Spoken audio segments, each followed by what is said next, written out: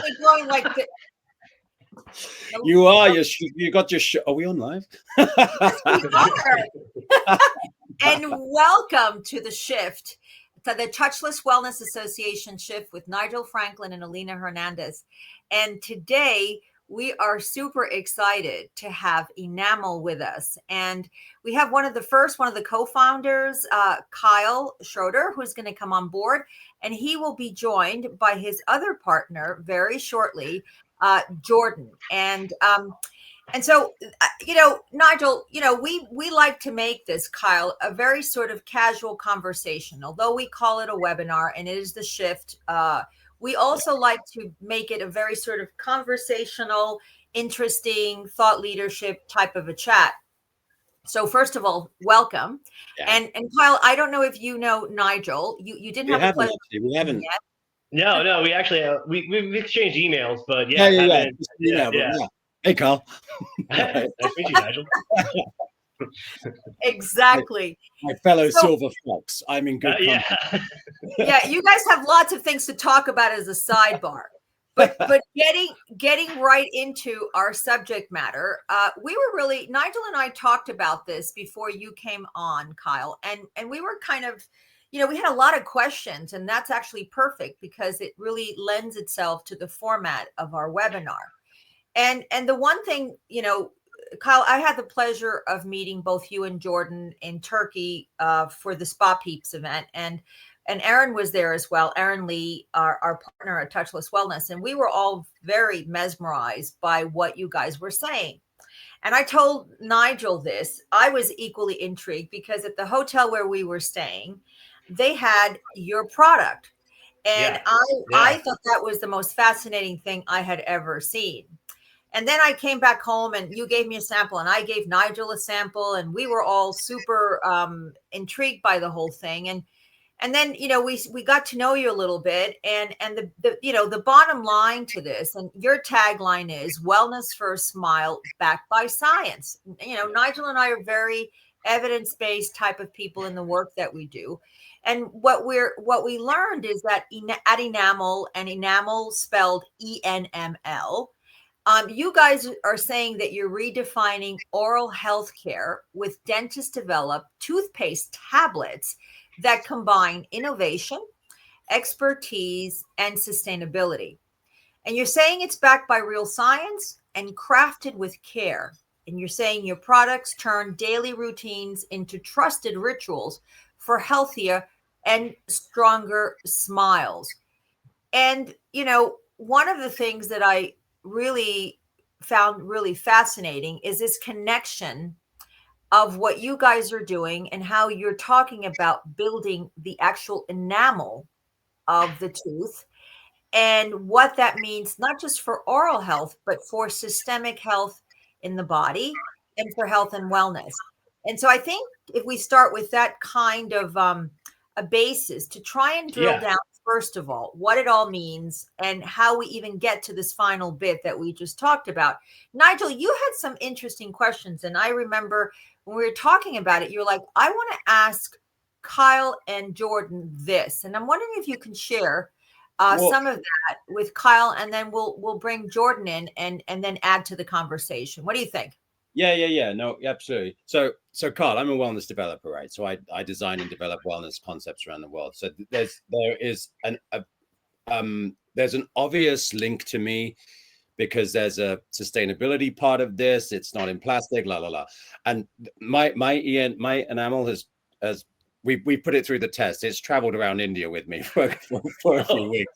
So it was excellent. But with for most of my projects really are kind of longevity based or health backed. Okay. Yeah. And so in addition to the questions that Alina asked, like the enamel and all the things, with enamel, there seems to be a connection with longevity. And I would say, and Alina and I were talking earlier about this, that oral health or oral hygiene, oral microbiome, is as important as the gut microbiome, but for the most part has been overlooked on the longevity or health span landscape. So this is purely this is a question, obviously, but I actually generally just want to know, what is the connection that you see with oral health, or oral microbiome, and the greater picture of longevity science? Yeah. So Jordan loves to say this stat, and so I'm just gonna give background on Jordan and I. Jordan and I are like best friends from middle school. He's the dentist, I'm the lawyer, so don't use anything I say as dental advice or legal advice in general. Just don't take anything I say seriously. But Jordan loves to say this stat about how every missing tooth in your mouth is associated with about 1 to 2 years of life expectancy decrease. And so there's a lot associated with the tooth, where you could talk about the socioeconomics of being able to keep all of your teeth. But at the same time, there's a lot of things that teeth do that I don't think a lot of people realize. One, when you're chewing, you're actually being able to break down your food into digestible pieces that your body can then get nutrients. If you don't have strong teeth, you're not chewing it enough that your body can digest it in an effective manner, and so you're not getting as much nutrients as you would if you did have healthy teeth. Next, like you brought up the oral biome, and that's totally true. They're finding studies about people that habitually use alcohol-based mouthwash have a higher rate of cancer than those that do not use alcohol-based. And alcohol-based kills, both good and bad bacteria. Bacteria is what causes cavities, and the way it causes cavities, the bacteria eats sugar. And then the sugar is, once it goes through the bacteria, it creates an acid byproduct from the bacteria. So the acid is what eats away at your teeth. Not necessarily sugar, but that's the food source for the bad bacteria in your mouth. And so that's kind of what we're trying to do and eliminate is use sorbitol and xylitol in our toothpaste, because what that does is it's a sugar, but it's a sugar that the bad bacteria can't digest. And so that bacteria starves. Whereas the other microbiome in your mouth that you need there, it's perfectly safe. It's fine. And that's where our mouthwash tablets come in hand, because we're not using alcohol at all with those. And so we're kind of doing that correlation as far as making sure the microbiome in your mouth is not affected. Yeah. And then finally, they're finding the plaque on your teeth, especially for men, is correlated to the plaque that you have in your heart. And so like there's a lot of research that's going into now about how your micro-oral biome, for whatever reason, the correlation with your heart health. And so what we really like to say at ENML is that oral wellness is overall wellness, right? Yeah. This is the gate to your overall body's health. And that was kind of one of the main markets that Jordan and I realized, like, no one's really tapping into it. It's just always been very medical. Yeah. Yeah. And it's like, wait, this is the beginning stage of wellness, right? Like this is basically everything goes through the mouth. Look, I'll tell you. Like, I'll tell you. Alina and I have been in this business for a minute, right? I mean, it's been a minute, but we were speaking at the Longevity Med Summit in Lisbon earlier this year, and we actually listened to a dentist who was talking about the impact on overall health span that oral hygiene has. And even Alina and I were like, this is such an interesting topic, and not enough people are talking about it. So this was before we met you guys. So it's great to, I mean, everything that you just said, I find fascinating. I didn't know any of it. Right. So, Jordan is here. Fantastic. Oh, perfect. Oh, man. Right on. So, wow. Look, he's even more official. He looks like he actually. Sorry, I just got out of a treatment room getting a crown done. So. Oh, yeah. Sorry for my tardiness. In a white coat and everything. Well, welcome, Jordan. Now you're very believable because you've even got a white coat on. So that's right. That's very right. I'm robust. So, Jordan, you came on right in the nick of time. We were just kind of wrapping our heads around this idea of oral hygiene, systemic health, disease prevention, beginning from the very early onset, that the idea of oral care really can be, I would even dare to say, in a very non-scientific way, is a biomarker for the capacity to withstand or prevent disease, but also even increase health span. Kyle was talking about this idea that if you lose a tooth, it equates to 2 or to 3 years of less lifespan. That was intriguing. I didn't even know that. And we've known each other since Turkey, since we were together at Spa Peeps. So I'm wondering if we can do the following. So I personally, Nigel, I don't know what you think. I'd love to get into that science, but I'm curious about how you even got this idea. I mean, we know you were friends since middle school, right? But how is it that you came to this place where you thought, wait a minute, this is something that we need to do? And then let's dig deep. Like Nigel has some ideas of what he wants to ask, but I'm just curious, how did this even come up? Because I know that that's going to tell us a little bit into the science why we're in this conversation. Yeah, Kyle's actually the one that brought the idea to me. And he was like, hey, I want to get your thoughts on this because, at the time. Did we lose Jordan? Oh, okay. I think I know where he's gonna go with this, so I can jump in. So yeah, like I actually asked Jordan, have you heard of the mineral hydroxyapatite? And Jordan had heard of it, but more as in a medical setting. He actually hadn't heard of it as over-the-counter use yet. And what is that? Kyle, tell us what that is for people who don't know what that is. Okay. What is that? Yeah, hydroxyapatite, Jordan, is kind of what I was saying when we had that conversation about it. Hydroxyapatite is a mineral, and actually 97% of your tooth, the outer layer of your tooth, is made out of hydroxyapatite. And it was actually developed by NASA, and I shouldn't say developed by NASA because it's a mineral, it's been around forever. But the ability to manufacture it and get it down to the small enough size where it was effective to brush your teeth and remineralize the tooth and make those minerals bond together to the tooth and remineralize it, that wasn't really developed into the 1970s. And it's just been very expensive ever since. So what they were able to do is finally manufacture it to a level where it was cost effective.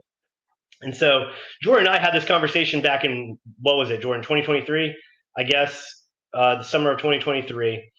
And that's kind of when I approached him. I was like, yeah, like I've never heard of high-end toothpaste before. Because that's kind of what it was marketed as. It's like this high-end, because it just costs more. And I've seen a couple of products and I like them. But at the same time, I was like, it's just missing that element. It's missing that wellness. It's more leaning on the fact of like, this is all about sustainability, but they were missing that aspect of like, if you put this into a ritual where something that you do twice a day, every single day, and you really enjoy it and you really like how it feels and you really like how it tastes, then you could do incredible things with it by getting people to just brush their teeth, because a lot of people don't look forward to brushing their teeth. And that's kind of what Jordan and I kind of agreed on. It's like, how can we get this to be an enjoyable experience that people actually look forward to, the same way that they would look forward to with their hair routine or their skincare routine or anything like that they typically either do to wake themselves up in the morning or put themselves to bed at night. So, well, go on, Nigel, because I want to follow up. Go on. I want to follow up with something he said. So then, when you first had this idea, was the idea rooted in overall wellness, or was it rooted in oral hygiene? Like, even though oral hygiene, was there a bigger picture? Yeah. So what? It was kind of the concept of like, well, first off, toothpaste has not changed for 75 years. It has been the same basically for 75 years. And think about how much technology has changed in the last 70. Think about how much everything's changed in 75 years. And all of a sudden you have something that hasn't changed. And it's not that it wasn't good. Like, we didn't have breakthroughs in technology. It's just that no one really felt like it needed to change. And so Jordan and I were like, what if we do change this? And then if we can make it the absolute best, what would that look like? How can we go about getting the world's best toothpaste? And so that's really what started the conversation. And the reason we called ourselves ENML is because, or ENML for enamel, is we strip the unnecessary out of toothpaste. So we started pulling out, what does it look like if you pull out the preservatives? What does it look like if you pull out the SLS, which is a soap that disrupts the microbiome? What does it look like if you don't even have liquid, right? So like you're not even transporting, creating so much bulk, because everyone has access to water in a lot of places. So like, why would you even add water to your final product when you could add it at home or use yourself for that water? And so that's kind of what really it came down to, is let's just make the best toothpaste in the world. Well, that's kind of interesting. So you went from toothpaste to tooth tablets. So you said something really fascinating to me, and that was, and Jordan, we'd love to hear what you have to say about this. It is true. Most people are not thinking that brushing their teeth is the number one highlight of their day. And No. one of the problems with compliance and lack of compliance to brushing your teeth is not only bad oral hygiene, bad breath, it leads to cavities and all those things that you guys can speak more about. But what I found really fascinating by what you just said, Carl, is that this way of actually taking care of your teeth is conducive to compliance with cleaning your teeth, which is really interesting because I don't know anybody who says, wow, I got a dentist appointment next week. I am so excited. Right. And Yeah, no one's excited to see me. I know that. I picked a terrible profession. but I have to tell you, I get excited about brushing my teeth with your tablets. I gave them to Nigel, and it was such a new experience. He's like, wait a minute, I just have to chew on this? Yeah. I said, yeah, you have to chew on it, and then it becomes foamy. It becomes like this experience. So for me, that's very intriguing because it leads to compliance, obviously, with brushing your teeth. And if you have better compliance with brushing your teeth, it changes your habit about brushing your teeth, which means you don't skip brushing them, which means you don't skip that oral hygiene, which means that over time, it is more conducive to taking care, to keeping your teeth and not losing those extra years that you're talking about the teeth. So I'm wondering now, from your perspective, Jordan, as a physician, if you can kind of geek out with us a little bit on the science around this, and I'm sure Nigel will have lots of questions because we geeked out with you a little bit in Turkey, but Nigel hasn't had any time to geek out, and our audience, I'm sure, is very fascinated by the whole thing.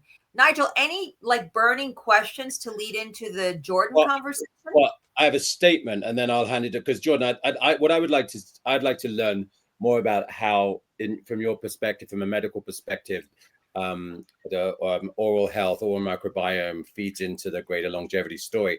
But I just wanted to tell you, I love going to the dentist. My dentist dental nurse, I promise this is true. Her job is to keep me awake. That's her job. She keeps me awake in the dental chair because I'm so relaxed, I fall asleep. That's her job.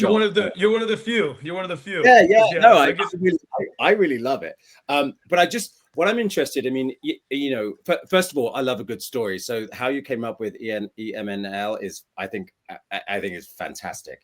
But just how you think that, before you arrived, we were just saying that there's a lot of language, a lot of noise surrounding longevity science right now, and everybody thinks of as gut health as as the mama bear of all, gut health, sleep, nutrition, movement, but oral health and oral microbiomes, how they feed into I don't know, chronic inflammation, for example. I mean, there isn't much of a conversation happening. It's an emerging conversation, right? But there isn't much happening about how oral health feeds into the greater story of health span.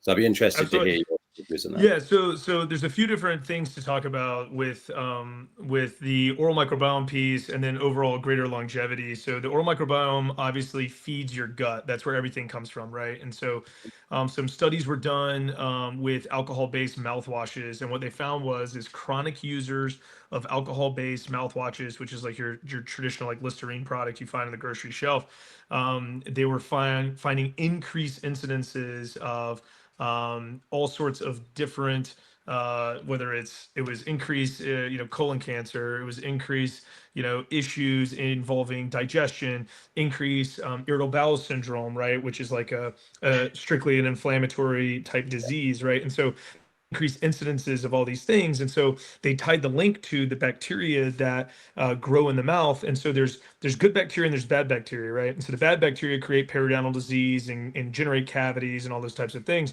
And the problem with those alcohol-based mouthwashes is they literally just nuke everything, right? Yeah. And so it allows, yeah, sure, it's killed the bad, but it's also killed the really good. So now the gut's not getting the good. Now you're not absorbing the nutrients, right? And then when it comes to the teeth themselves, the reason Kyle mentioned, you're losing, I forget the exact figure. We got it taught in dental school, but it's a few years off your life for every tooth is basically what it boils down to. And the reason that is as you lose teeth, you lose the ability to chew the food into small enough particles. So the food, as you swallow it, it is called a bolus, okay? And so when it goes into the stomach to begin the absorption process, the stomach's first job is to use stomach acid to break that down into even smaller chunks so that the intestines can absorb the nutrients from the food. And so it's literally a very simple physics property where if you lose teeth, you're not able to chew the food into small enough particle sizes, right? So let's just come up with an arbitrary number and let's say, okay, well, if a person with, their full 28 to 32 teeth is able to, chew that food into a nice 95% of it is chewed into a nice small size, so the stomach's able to absorb. Each tooth you lose, the bolus gets, bigger and it becomes less the body's job much harder to absorb the nutrients. And so that's where they did these longevity studies and they started finding like, hey, look, guys, people with dentures, their bite force is reduced by 40%. 40%. When you have a denture, your bite force is reduced by 40%. That's significant, right? And so you're not able to chew the food small enough. You're not able to absorb the nutrients. You die sooner, right? It's pretty simple physics. So it's the other thing. The other commentary I'll have from the standpoint of what we were trying to do with enamel and creating a wellness routine is for 75 years. Everyone has been told brush your teeth twice a day because me, the dentist, told you to. And we don't want you to do that. We want you to brush your teeth because we want you to genuinely be excited to pick up that toothbrush and go, I know when I'm done doing this, my mouth's going to feel cleaner than it's ever felt. And that was our whole goal. And we wanted people to experience that and go, wait a minute, I'm spending 15 hours on getting all my skin wrinkles and all these skin imperfections, making them look perfect. And I'm neglecting my teeth. And I like kind of do a half job of 30 seconds and call it a day. Right. Look, I'm a dentist. I see it every day. So I know exactly what people do. And that's what they do. And so the goal is like, all right, let's educate the consumer. There is a better way. There's a way that should be more engaging and fun and enjoyable, and an experience that instead of you putting some crummy paste on your teeth, it makes you feel, feeling somewhat icky. When you get done brushing your teeth, you genuinely feel refreshed. Right. My next question, actually, we have our friend Perry Berry Camera. She's left a chat here, and it's one of the questions I was going to ask you. Just in the roadmap of healthful aging, right? We had 9 hallmarks of aging, then we had 12 in 2022. Is oral hygiene ready to be the 13th hallmark of aging? I would say yes, right? Because there's a classic picture, and I don't know if you guys have seen it. There's a classic picture where there is a guy missing a front tooth. And the caption, when you go down below the picture, the caption goes, I bet you didn't notice he was missing an eyebrow, right? And the whole concept is, wait a minute, like the first thing we all gravitate to is your teeth, right? And teeth are a sign of age, And so, people instinctively look at someone and go, man, they look old. And they don't realize what's maybe making them look old. And one of the things is, as you lose teeth, you lose something called vertical dimension. So what that means is your mandible sits closer to your maxilla. Okay, and so you've seen grandma with the pursed out lips like this and all the wrinkles, right? That's why that happens. Is she's lost vertical right? And she's either, got crummy made dentures that weren't made by me, or she's got, no teeth in whatsoever, right? And so she's lost that vertical dimension of occlusion. And so when that happens, people look older, right? Not to mention, of course, you look older when you're missing teeth or, have black teeth and all that fun stuff. So, or even the maxim, like long in the tooth. And all that means is that your gum is receding. And a big part of why your gums recede is just because, they're inflamed. Your teeth aren't, it's just another sign that your teeth aren't as healthy. And Jordan could probably go into more detail about why it recedes. But I think that, I think the same way we throw all the love at gut health, right? I feel like we're starving. And I feel like that after really only recently, right? I mean, this hasn't, but I feel like, we have immune dysfunction, chronic inflammation, microbiome dysfunction or imbalance, at least, right? All of these things that can be positively and negatively influenced by oral hygiene. And I just, it was interesting, Jordan, to hear you say, if you don't chew something up, you're not getting the nutrients, you're not feeding your gut. And so the mouth, obviously, I'm stating the obvious, but the mouth is the delivery system. So I wonder why we're giving gut health all the glory and not so much over to oral health. And so I think probably, just as, just being in this industry, it's really interesting for me to see these conversations. I mean, everything that both of you have just said in the last, 25 minutes, for me, it's been fascinating because it feeds my wish, at least, that oral hygiene starts to take a bigger role in this conversation. I mean, the hallmarks of aging are everything from, microbiome dysfunction and and there's all of these things to address so that you live this longer, healthier life. Or at least a healthier life. But there's not a lot happening outside of like the traditional, you got to floss. My grandmother used to tell me, floss the teeth you want to keep. And I live by that rule. But that's it, right? It's you got to floss, you got to do the Listerine mouthwash. My dentist told me a long time ago, get rid of that. It's the worst thing. But that's it. It's all isolated to oral like hygiene, as in your teeth health, and not anything to do with your overall body health or body function. And it's a shame. I use the analogy, like, like the old school, like when we were kids, you would take this string and tie it to like a can, you know what I mean? And you could talk to your neighbor via the can, right? Well, that is exactly what your mouth is to your gut, right? And so it's like, you got feed in the good side, good stuff, and you got to take care of it because it literally is the gateway to everything else inside your body. Yeah. And it's a shame people don't see it that way.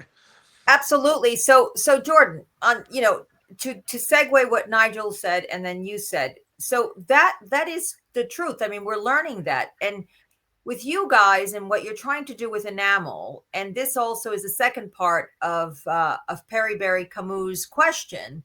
So if we are in agreement, I think we're in agreement, it is a hallmark. How close do you believe are we integrating this into a wider longevity and wellness conversation? So as an example, how would you envision that happening? Nigel can talk about his part as a developer. I can tell you, I have clients who want to integrate wellness seamlessly into their current, let's say, 5-star offering, where maybe they don't want to go full on wellness, but they want to do things within a property that integrate wellness, whether it's in room, whether it's through nutrition. And like, for example, I could see that enamel, if you just seamlessly integrate this into the room environment, where already that you are beginning to do this, but in a wider, like we run the movie 5 to 10 years from now, what would you say would be how we would seamlessly integrate what you're doing to then, adding to this idea of longevity and the 13th hallmark of aging? How do you see that happening? So I think as spas, hotels, those types of environments, right, where people are kind of going and looking for these wellness experiences, that's where we have to educate everyone, right? And so it's like we educate the team members so that they can then begin to understand, teach the clients, like, hey, look, you know, yeah, we're using the most high-end skin creams from blah, blah, blah. And we're using all this stuff and all these things to enhance your skin, your muscles, and do all these things. But we would need to talk about something else, right? And whether it's, you know, we've developed little single dose sachet tablets. So our tablets come in a little sachet so the client can experience it, right? But I think that little intro to that touch point, it opens the conversation to have the discussion, because what a lot of people don't realize, and this was eye-opening for Kyle, is people for whatever reason are very, very sensitive about talking about their teeth. Very sensitive about it, right? And so I've been on production sets, Kyle and I have, where we're shooting content, let's say for our website or whatever it was, right? And by the end of the shoot, we've been with like a production designer 8 hours, right? She finally pulls me aside and is like, you know, really quiet, and starts talking to me about her teeth. And it's something that so many people are kind of scared almost to have a conversation about, you know, which is sad, because like in my world, I talk about this every single day, right? So teeth are just my normal, and I get it's not everyone's normal, but it's definitely got a stigma or something associated with it. People are very private about their teeth, like, oh, I'm missing a molar, I don't want people to know that, you know. And so I think if you were to give me that 5-10 year lens, what I see is people being more receptive and open to having these conversations, and us as like the pushers of the wellness boundary need to be able to provide ways for these conversations to be had and to get started, so we can help educate the general public on what the journey looks like and how important it is, you know. There's so many aspects and facets to the wellness world, and in colonized, you know, humble opinions, I mean, it literally, the mouth is probably one of the most important, because it furnishes the entire body. Yeah. So yeah, I that's how I see it. And just to go on that taboo topic, like think about your friends and relatives that you know a lot about their medical history, but do you know how many cavities they have? Like, have they ever talked about how many cavities or root canals they've ever had? Only when only when they don't have any, and they wear it as yeah, they wear like a badge of honor. Everybody wants to share that. But I'll tell you. Are you guys familiar with turkey teeth? Is that where you go? Yeah, you go to Turkey and you get these incredible, like just veneers. Yeah. But I would tell you, you know, because there is a conversation about teeth, but it's the wrong conversation. It's the teeth are purely aesthetic, and so people are going to Turkey and spending, you know, not much money at all on a mouthful of veneers, and they're opening themselves literally a life ahead of them of chronic illness or pain, or dying from it. So I mean, there is I mean, in Europe at least, there is a conversation about teeth, but it's the wrong conversation. It isn't teeth as it relates to wellness. It's teeth as it relates to aesthetics, and, you know, screw the cost, the physical cost. Yeah, and so one thing I've learned, like I had no idea until I started working with Jordan, is why your teeth yellow with age. And I'm going to get that to veneers and this obsession with white, but your teeth yellow obviously from stains from coffee, wine, day-to-day life, but also your dentin, the very inner layer of your tooth, is yellow, and your enamel is slightly translucent. And so when people's teeth begin to yellow, it is a sign that their teeth are not healthy, because there's more and more pores in there, allowing for the yellow to shine through. And at the same way, when you try to get so bleach white, just completely white, that begins to look unnatural. Because again, like a natural having a yellow hue is what's the healthiest, because that's showing that you have that translucent layer of healthy enamel still showing your dentin. And so, yeah, Jordan, I think you cut out, but they were talking about veneers and how kind of like that sets yourself up for a life of like really having to maintain the turkey ones at least. Yeah, the turkey teeth. Yeah. I've got some fun commentary on turkey teeth. Do you want to hear about it? Harper, not the teeth of Dr. Harper. Well, guys, I don't think we should get into specific nationalities, because I think that's a fair thing to say. However, I think the point of this conversation is that, you know, and I think Perry Berry also made a very significant to this. Thank you, Perry, for being with us so interactively. She's saying he finds this dialogue very relevant because it's exciting to see oral care entering the space. So, how can oral health move beyond the medical domain and be meaningfully integrated into spa journeys where rituals already focus on touchless wellness and holistic renewal? And I love this thing that you say about this sort of yellow and translucent. I feel very vindicated because you're describing my teeth. And Nigel has told me don't get them capped. And after having this conversation, that's never going to happen. I just need more of the tablets, guys. But that's a separate conversation. So, but I am so excited about this, and I agree with what Perry is saying because, and what Nigel is saying is a very significant thing. Let's move away from just the way it looks, okay, and let's get to the really meaningful, substantial conversation about what is really healthy. And pearly whites that look like you just writing on a blackboard may not be that. So I'm wondering if you guys can speak to that because that's really important. I think that's really fascinating. I'm excited to go call my client and say, you got to do these. This is what you have to do this at your spa now. And you really do. I'm not saying that. So Jordan, you left us for a bit, but wondering if Yeah, sorry. Yeah, so and stop me if Kyle already mentioned some of this, but I think, as far as integrating this into, the spa world where we already have these wellness rituals in place, I think it's easy. Most spas already provide some sort of toothbrush, and they're typically providing some sort of like, we won't name the brand, but crummy toothpaste. And so I think it's super easy for us to be able to integrate ourselves into the wellness routine because it's already there, and just provide a little bit more of an emphasis and say, hey, look, guys, like we used to have a bathroom counter over here as you began your wellness journey with us that was, lined with all these very bougie lotions. And then we got to the end of the counter and the teeth part was almost forgotten. Well, we want to make it a point that, hey, look, the teeth aren't forgotten anymore, right? Like we've stepped it up, like check this out, right? And make it a point to emphasize, like, look, like these things were chosen specifically because of what they do to the teeth to protect them from cavities in the future and longevity of the teeth, but also too from the wellness oral microbiome standpoint, right? And so it's no longer a touch point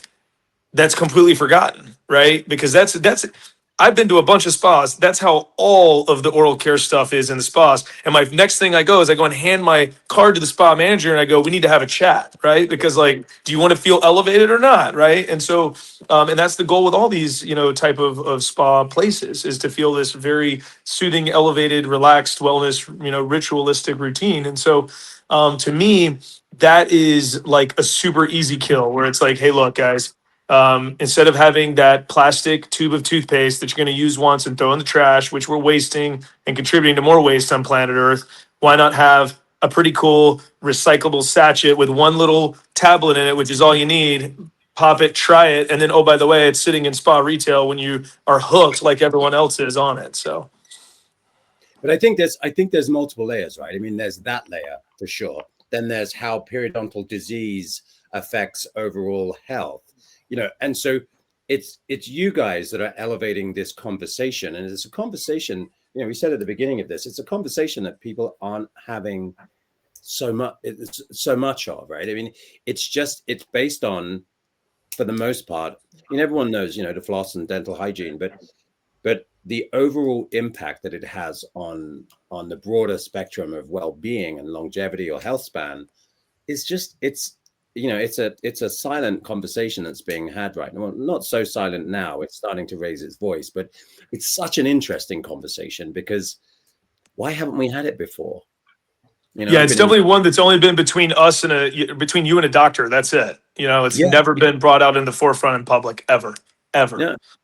And you're lucky if it's been had with a doctor because most dentists don't talk on this level about oral health, For sure. I'm curious, just as a sidebar. So you talked about most people just say, okay, you brush your teeth in the morning, you brush your teeth in the evening. What is your recommendation on the amount of times that you brush your teeth a day? So I think it's different for every person. And the reason I say that is this, right? I'm going to come out with something that's going to like shock the world, right? I am not a big flosser. I'm not, right? My grandmother's going to call you. Yeah, she's going to call me, right? Here's the thing, though. I take radiographs once a year of my teeth. I have zero issues in between my teeth, right? Zero. And it has to do, and the reason, Alina, that it's a longer answer than a quick one is the morphology, which is like the shapes of your teeth anatomically. Some people are more predisposed to getting in between the teeth cavities and in between the teeth problems like periodontal disease, and some are not. I am very blessed with the shape of my teeth. I'm not super susceptible to that, right? What is important when it comes to your thinking about your daily routine, right, is contact time of what the bacteria love, contact time with that and the teeth and or the gums, right? So the longer contact time, the more chance and opportunities the bacteria have to secrete the acidic byproducts that create cavities and then also generate the inflammation which causes gingivitis, which leads to periodontal disease, which is the bone loss associated with periodontal disease. And so my emphasis is this: is if you're a person who constantly feels like you're getting stuff stuck in your teeth, right?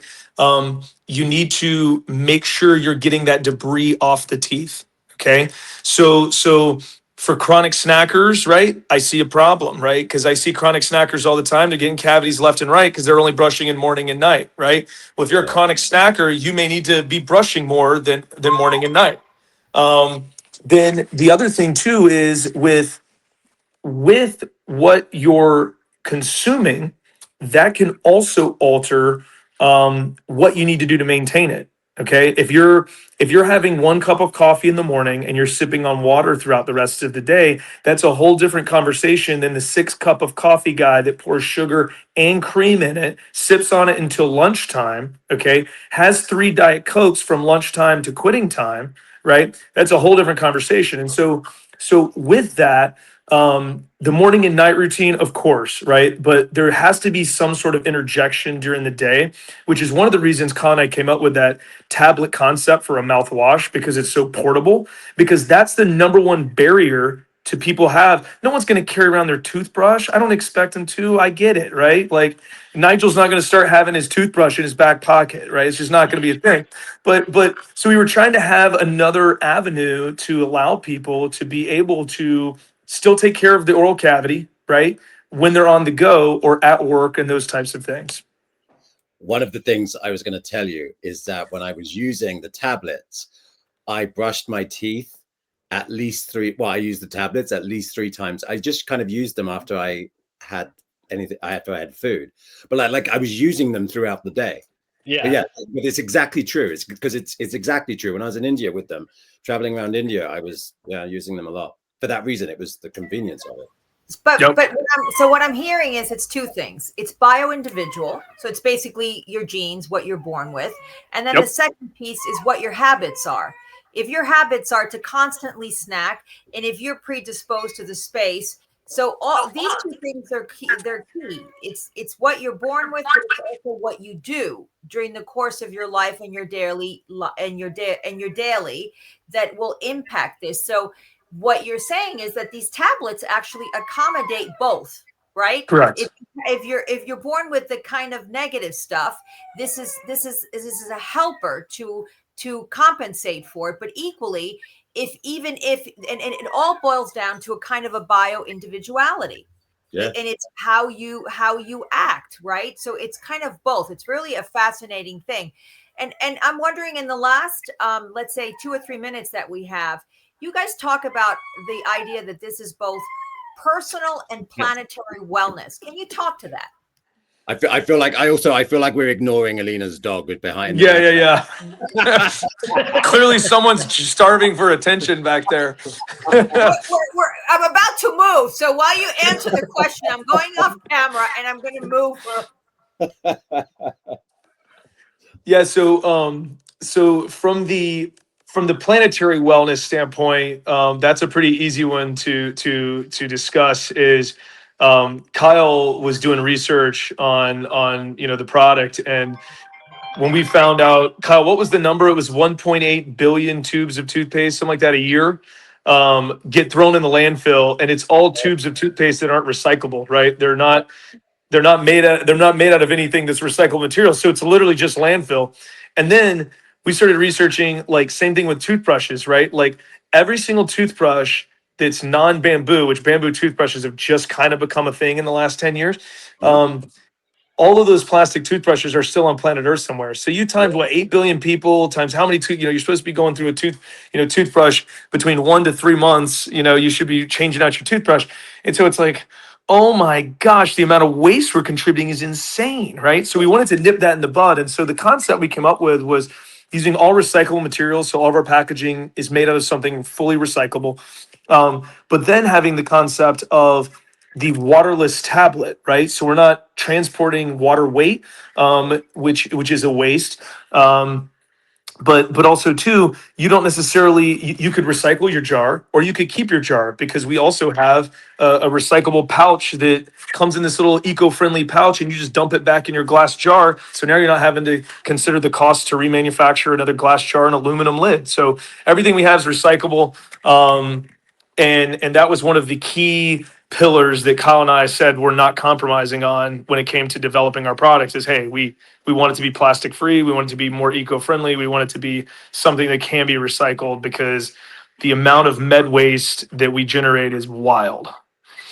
Yeah, and we actually even have a kids line that's actual toothpaste, just because we found children, 1, 2, 3 years old. They didn't really get the concept of chewing a tablet and then brushing. They just wanted to swallow it.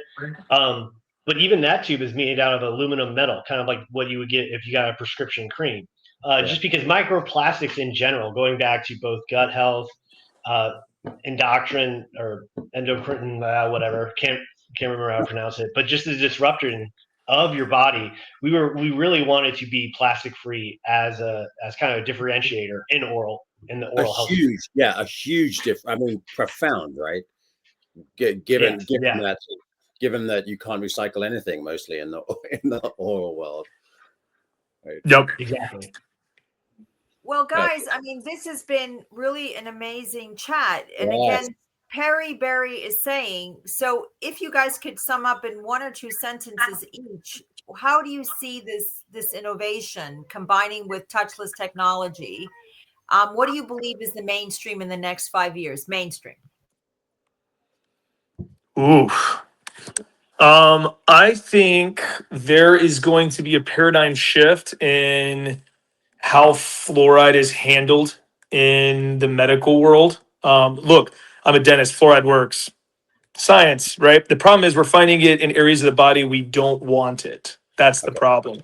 So I think the 5 years mainstream looks like fluoride is going to become more and more taboo. It's going to be seen as a negative, not a positive. So I think that's going to put the spotlight more on the hydroxyapatite. And I think the other thing that you're going to see, and I'll give you a little hint, future product release, is there is going to be the ability to apply concentrated hydroxyapatite varnishes to your teeth to help protect them. Yes. That's what I think.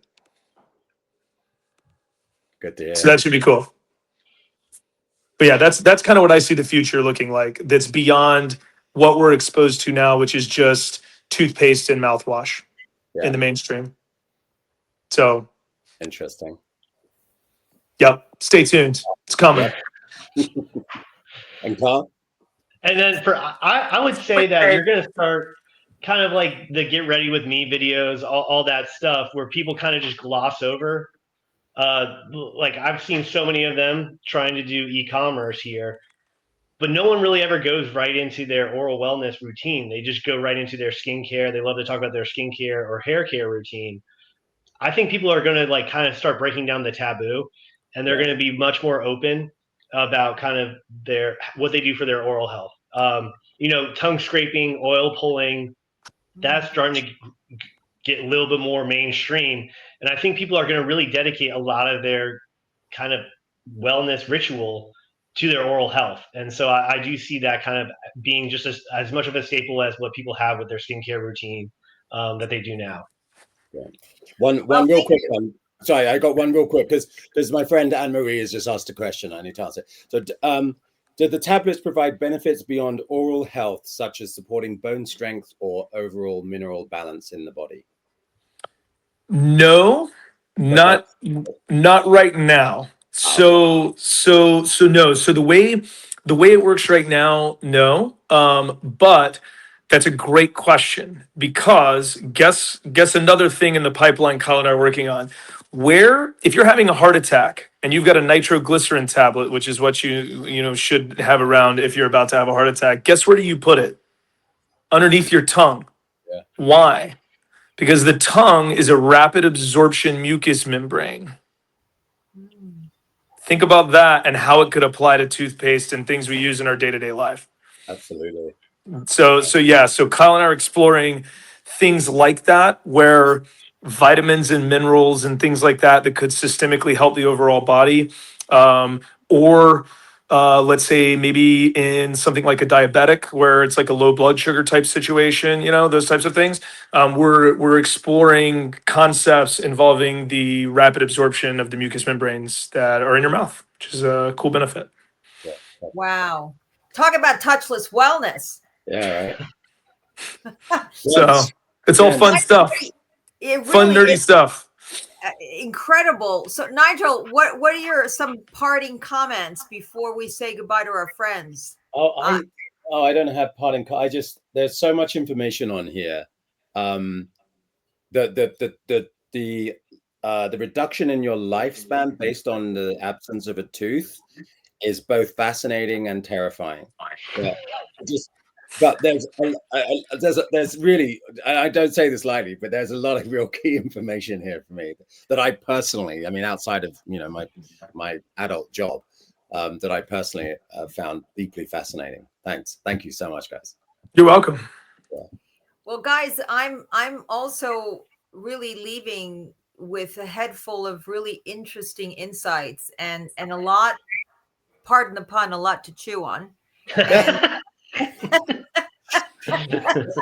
And so with that said,